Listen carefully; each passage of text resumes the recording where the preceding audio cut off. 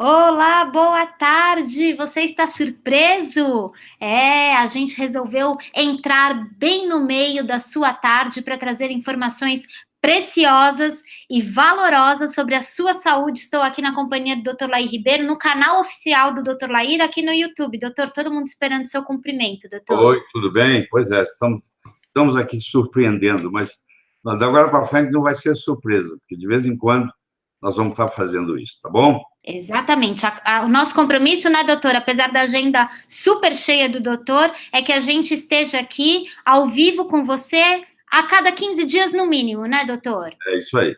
É isso. E hoje o tema que a gente escolheu foi um tema pedido pela nossa audiência, porque o Dr. Lair, para quem não sabe, ele lê todos os comentários que são deixados nas páginas, nos canais oficiais, no Instagram, aqui no YouTube, no Facebook, né? Que os endereços das redes sociais, você já sabe, é o @Dr. Lair Ribeiro, né? Em todas as redes oficiais. O doutor lê comentário por comentário e, né, doutor, apareceu com uma certa recorrência em número maior de vezes a questão da hipertensão, da pressão alta, não foi isso, doutor? Da prevalência dela, eu acho que tem muita gente com pressão alta, tem muita gente preocupada com isso, e nós vamos procurar esclarecer aqui o máximo. Ótimo. Doutor, queria começar te perguntando exatamente isso, assim, o que é a pressão alta? A pressão alta é uma doença? O que é a pressão alta? Ela pode ser uma doença ou, mais comumente, ela pode ser simplesmente um estado, porque a gente chama, quando a gente não descobre a causa, nós na medicina chamamos ela de hipertensão essencial, ou seja, a gente não sabe de onde está vindo. Mas, à medida que a gente aprofunda no estudo, cada vez mais, a gente vai vendo que existem inúmeras causas, que nós vamos poder discutir aqui hoje, e essas causas, se forem resolvidas, a pessoa pode até deixar de ser hipertensa. Eu digo pode até deixar, que ela, se ela já é hipertensa por muito tempo, ela muda a estrutura do vaso. Então, mesmo que tirando a causa, agora o vaso já está lesado e contribui na manutenção da pressão alta, entendeu? Entendi, doutor. E aí, doutor, assim, pelo menos aqui nas suas redes sociais oficiais apareceu bastante, né, o número de pedidos sobre esse assunto da hipertensão. Mas no Brasil também há uma prevalência muito grande de casos, doutor? A estatística brasileira não é muito correta, você sabe Sim. disso, né? Deixa Uhum. a desejar. Mas, até onde a gente tem acesso, em torno de 25, 26% da população adulta brasileira tem um certo nível de pressão alta, entendeu? Em torno de 20, um em cada 4 brasileiros adultos, vamos pôr assim. Mas, se você for ver uma faixa etária, por exemplo, de mais de 65 anos, 65% dos brasileiros com mais de 65 anos são hipertensos. Se você vai para uma faixa acima de 77%, acima de 77 anos, 77%. Então, esse número é fácil de guardar. Acima de 65 anos, a prevalência é de 65%. Acima de 77 anos, a prevalência é 77%. Doutor, estou percebendo então que aumenta a idade, aumentam os casos de pressão. O envelhecimento é uma das causas, quais outras tem? Não, o que acontece é o seguinte: a pressão arterial é o produto do débito cardíaco pela resistência periférica. O débito cardíaco, por sua vez, é a multiplicação do volume sistólico vezes a frequência cardíaca. Então, você vê, o volume interfere, a frequência cardíaca interfere, a resistência periférica interfere. Então, quando você faz essa multiplicação e ela está aumentada, a pressão vai aumentar. Mas, como eu mencionei, muitos casos não é a doença, é um estado. Por exemplo, no caso do hipotiroidismo. O hipotireoidismo é a glândula tireoide não está funcionando apropriadamente. E ela, então, gera uma substância chamada mucina, que vai eventualmente causar o mixedema. E essa substância ela está dentro dos vasos, dos capilares, e ela aumenta a resistência periférica. Então, quando o coração bombeia, tem uma resistência para o sangue fluir. E esse aumento de resistência causa um aumento de pressão alta. um aumento de pressão, vai causar pressão alta. Só que é muito perigoso você tratar uma pressão alta num paciente com hipotiroidismo, porque se a causa é hipotiroidismo, o tratamento para essa pressão alta é tratar o hipotiroidismo. Porque se eu não trato o hipotiroidismo, mas baixo a pressão, eu vou ter uma dificuldade de perfusão do sangue chegar até a periferia. Isso é uma causa. Deixa eu ir para a segunda causa. A segunda causa é a resistência insulínica. É o paciente que é diabético. É muito comum o paciente diabético também ser hipertenso e também ser obeso. Esse paciente diabético que tem a resistência insulínica aumentada, a resistência insulínica faz ter mais insulina. Insulina retém sódio. Sódio retém água. Retenção de água aumenta o volume sanguíneo. Aumenta o volume sanguíneo, aumenta o volume sistólico. Aumenta o volume sistólico, aumenta a pressão. Entendeu? Outra causa interessante e muito comum é a deficiência do magnésio. Nós vamos poder discutir em mais profundidade ainda nessa apresentação. Mas o magnésio é um potente relaxante vascular. E quando eu tenho falta de magnésio, que nós vamos discutir depois, você tem uma constrição dos vasos. E isso aumenta a resistência periférica, isso aumenta a pressão. Se eu tenho uma deficiência de magnésio, tenho pressão alta por isso, e eu trato essa deficiência de magnésio, a tendência é a pressão normalizar. Outra coisa interessante, a pessoa que não toma sol, ela foge do sol totalmente, ela não tem produção adequada de vitamina D3, porque a vitamina D3 é produzida o sol batendo na pele, é quando começa tudo, é o colecalciferol, que vai virar calcidiol no fígado, que vai virar calcitriol nos rins. Mas aí a pessoa tem deficiência, a deficiência da vitamina 3, D3, D de dado, também é uma causa de hipertensão. A outra causa é o aumento do ácido úrico. Então, se eu tiver o ácido úrico demais, esse ácido úrico vai inibir uma molécula muito potente e muito benéfica chamada óxido nítrico, que é o que mantém a vasodilatação das artérias, dos capilares, não tendo óxido nítrico suficiente, porque ele é inibido pelo ácido úrico. Esse paciente também desenvolve, além de desenvolver gota, desenvolve pressão alta.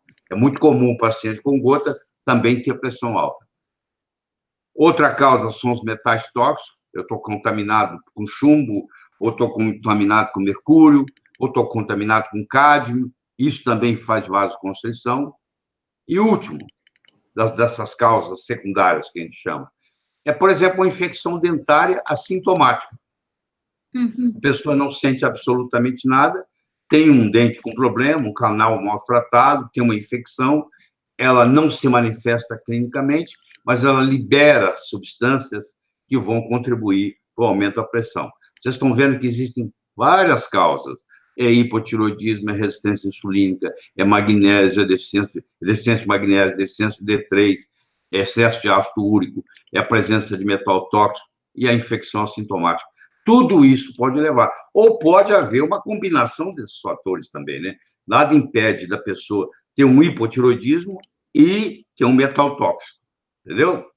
Entendi, doutor. E o que ocorre também é que muitas pessoas relatam que mesmo tomando medicamento certinho, elas mantêm os níveis de pressão alterados, né? Nem todo mundo tem a pressão controlada. Eu diria que em torno de 40% dos pacientes sendo tratados ainda deixam a desejar. Tá? Os números não ficam como o médico gostaria que ficasse. E talvez um dos motivos seja esse, doutor, porque essas causas secundárias não são tratadas, doutor? Pode ser sim, as causas. Isso é uma coisa. A outra, que já é bem mais complexa, é o tipo de pressão alta que a pessoa tem. Porque, tirando essas causas aí, vamos falar da hipertensão que a gente chama de essencial. Certo. Foi um mecanismo dentro do corpo que criou. Ele tem 3 tipos diferentes, bem distintos, cujos medicamentos têm que ser diferentes. Você não pode tratar todo mundo igual. Então, por exemplo, você tem o paciente que o problema dele é excesso de volume, então esse vai se dar muito bem, por exemplo, com um diurético ou com bloqueadores de cálcio. Você tem aquele paciente que o sistema renina, angiotensina, aldosterona está ativado, então eu vou mexer nessa cascata, ou eu vou dar um inibidor de renina, ou vou bloquear o receptor da angiotensina 2, ou vou fazer um inibidor da ECA. 45% dos pacientes hipertensos essenciais, o mecanismo de ação é esse. E o terceiro, que é 15% dos pacientes com hipertensão essencial, é a chamada hipertensão neurogênica, que vem da cabeça, do nervoso, do estresse. A pessoa ganha na loteria, fica com a pressão alta. Perde dinheiro, fica com a pressão alta. Então, se a economia está muito boa, a economia está muito ruim, faz mexer na pressão, porque a emoção, de qualquer jeito que seja, ela perturba. Às vezes, uma emoção... Já vi muita gente contar de casos de pessoas que morreram quando descobriram que ganharam na loteria. A alegria é tão grande que mata, entendeu? Porque sobe cortisol, sobem as catecolaminas e etc. Entendi, doutor. E aí precisa de um organismo equilibrado para controlar tudo isso, né, doutor? Isso também é saúde. Sim. Doutor, é isso que faz também que algumas pessoas relataram aqui, que quando elas vão ao médico, a pressão lá no consultório fica elevada, mas quando chega em casa não está tão alta, ou o contrário, isso também, mas principalmente quando vai no médico e a pressão lá dá uma pressão alterada, isso acontece? Isso é o mais comum. Existe caso onde a pressão está normal no médico e está aumentada em casa, mas isso é mais raro. O que você está se referindo é a chamada síndrome do avental, que quando o paciente chega lá e o médico de avental branco, agora já não é branco mais, tem várias cores, mas antigamente era chamado síndrome do avental branco. Isso tem muito a ver com o tempo que o médico dedica ao paciente, se o médico está com muita pressa, isso depende se tem conversa durante a medida da pressão. Quando você está medindo a pressão, você não pode conversar, porque quando você escuta, a pressão baixa. Quando você fala, a pressão sobe. Existe um reflexo. Então, enquanto eu estou falando, a minha pressão sobe um pouquinho.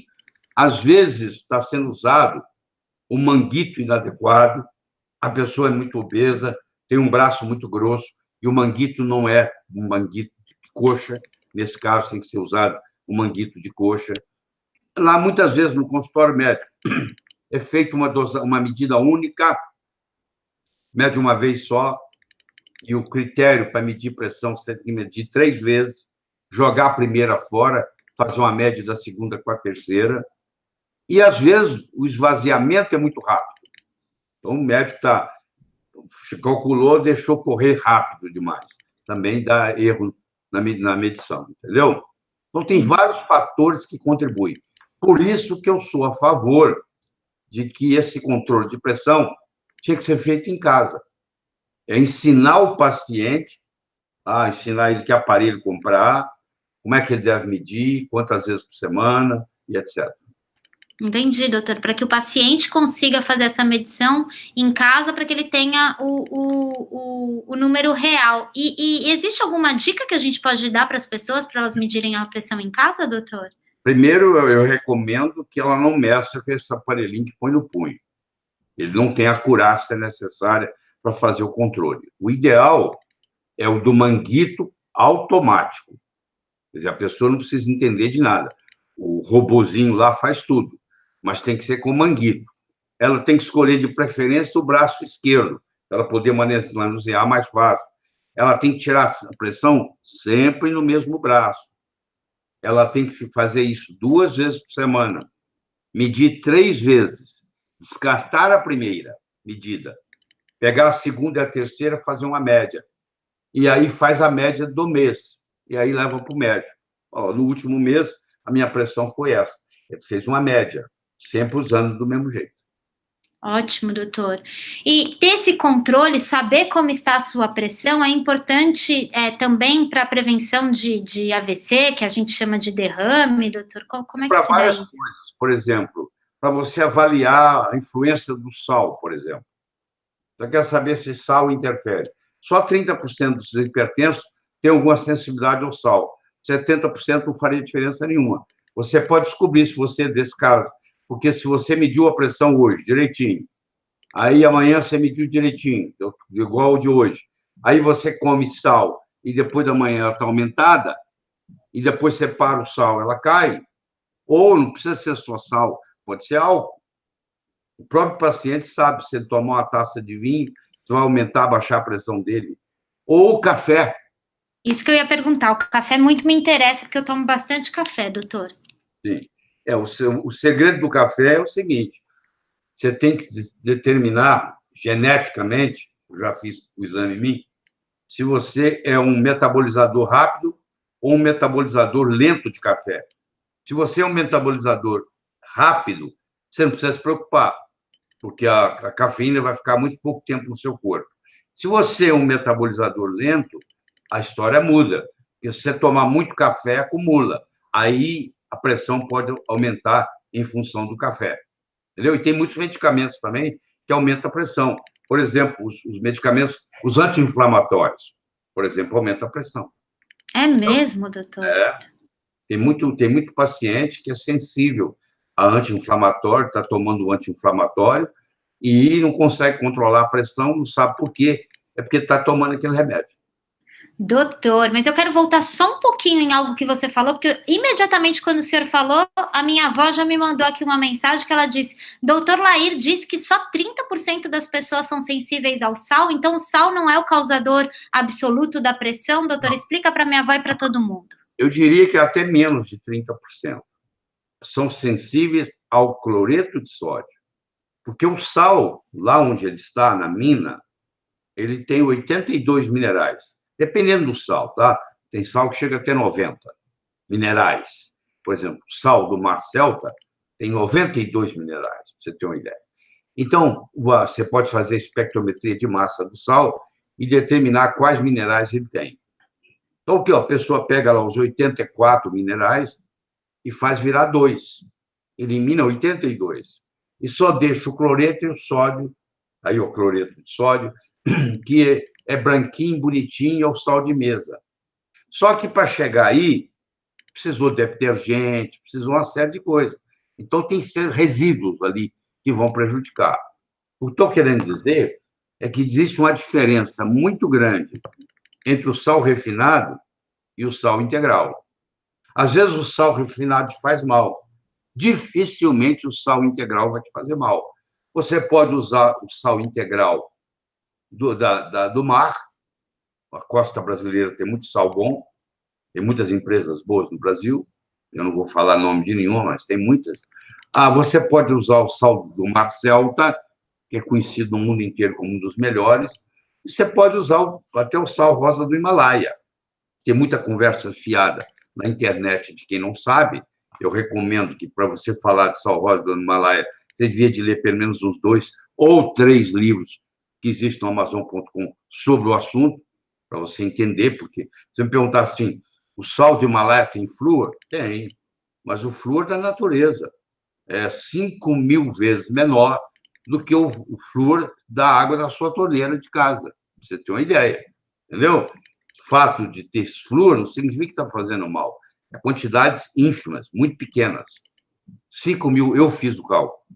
Eu fiz a espectrometria de massa do sal rosa do Himalaia, fiz os cálculos eu mesmo, fui professor de matemática há muitos anos, então faço isso muito bem, e mostrei que a diferença entre a concentração de flúor no sal rosa do Himalaia e a concentração de flúor na água da torneira, a água da torneira na sua casa tem 5.000 vezes mais flúor do que o flúor contido no sal rosa do Himalaia, por exemplo. Nossa, doutora, então, se as pessoas fizerem uma simples substituição, né, entre o sal branco, que o senhor falou que tem todo esse processo aí para ele ficar branquinho desse jeito, pelo sal integral, elas já estão contribuindo para controlar a pressão delas, doutor? Algumas delas têm até problema, porque controla tanto que o remédio que está tomando começa a fazer mal e baixar a pressão demais. Pra você ter uma ideia, porque o sal integral, ele tem magnésio, que nós vamos discutir daqui a pouco, ele tem potássio. Então, quando eu tenho uma sudorese, quando eu estou suando, eu estou perdendo potássio, mas eu estou perdendo magnésio também. Então, quando eu faço o sal integral, eu faço reposição de magnésio, eu faço reposição de potássio, entendeu? E com isso contribui para baixar a pressão. Doutor, a gente já está chegando aqui em 22 minutos dessa nossa conversa. O senhor falou para mim que a gente teria só 30 minutos e está todo mundo pedindo muito magnésio, porque o magnésio, ele realmente tem sido muito estudado, né, doutor? Não sei se com a dedicação que o assunto merece. Eu sei que o senhor se dedica a isso. O magnésio, ele pode ser um bom, vamos chamar, remédio natural para a pressão, doutor? Pode ser sim. Ele é um potente relaxante vascular, ele é um potente antiarrítmico, ele estimula, trata a insônia, porque ele estimula a produção de melatonina. Ele é muito interessante em pacientes com epilepsia, porque ele tem uma ação também anticonvulsivante. E o magnésio, nós estamos aqui por causa do magnésio, porque o magnésio surgiu lá 2,7 bilhões de anos atrás, quando surgiu o cloroplasto, que tem a capacidade de produzir a clorofila, que vai fazer a fotossíntese, vai tirar o gás carbônico do meio ambiente e vai jogar o oxigênio. Foi quando começou a fase aeróbica do planeta Terra. Então, se não tivesse magnésio, não teria oxigênio. Nós não estaríamos aqui. Então, o magnésio é realmente o maestro de tudo isso. E ele é cofator em alguns livros dizem mais de 500 enzimas no corpo. Alguns dizem 300. Eu diria que deve ser até mais do que isso, entendeu?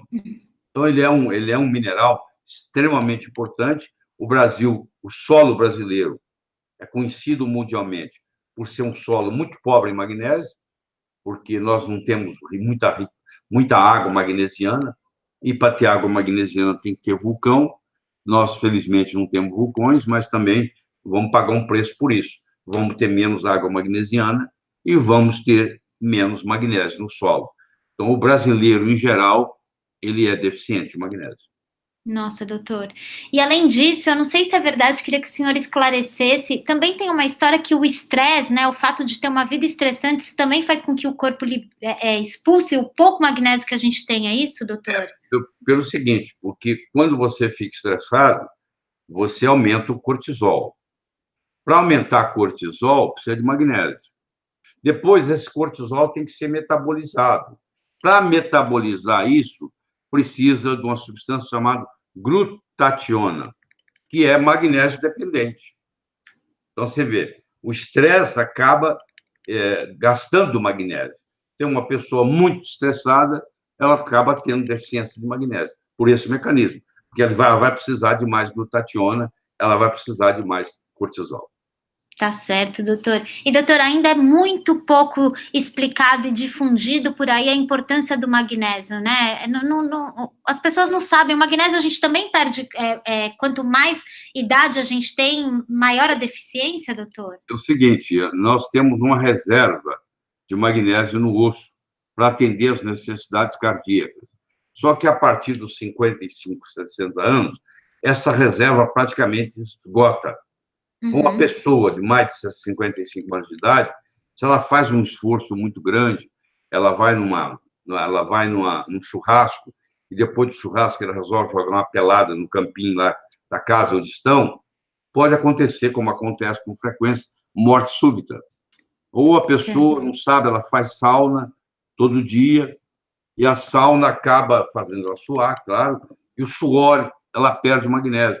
Só como ela não repõe, ela vai ficando com deficiência.